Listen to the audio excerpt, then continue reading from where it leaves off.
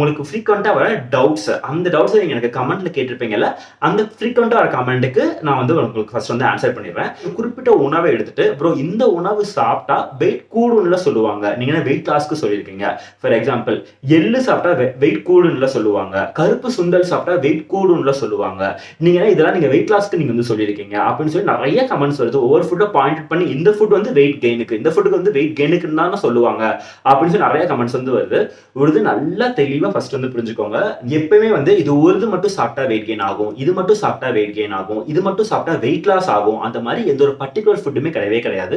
நம்ம ஹோல் டேல நம்ம காலைல இருந்து நைட் வரைக்கும் நம்ம என்ன சாப்பிட போறோம், அதோட ஹோல் கலோரிஸை பொறுத்து தான் நமக்கு வெயிட் லாஸோ வெயிட் கெயினோ வந்து இருக்க போகுது. அது போக இன்னொரு ரொம்ப தெளிவா நோட் பண்ணிக்கோங்க, ஒவ்வொரு ஃபுட்லயுமே ஒவ்வொரு சத்துக்கள் இருக்குது. ஸோ அந்தந்த சத்துக்கள் எல்லாமே நம்ம உடம்புக்கு தேவையானது. நம்ம எல்லா சத்துக்களுமே நம்ம இருக்கிற ஃபுட்டை நம்ம சாப்பிட்டு நம்ம வெயிட் லாஸ் பண்ணணும், அது ரொம்பவே நல்லது. பொதுவாகவே நீங்க எந்த மாதிரி ஃபுட்டு சாப்பிட்டா நமக்கு வெயிட் ஏறிடும் அப்படின்னு சொல்லி நீங்க வந்து கவலை பண்ணணும் அப்படின்னு சொல்லி பாத்தீங்கன்னா, எம்டி கலோரிஸ் அப்படின்னு சொல்லி இருக்கும் ஒரு சில ஃபுட்டு.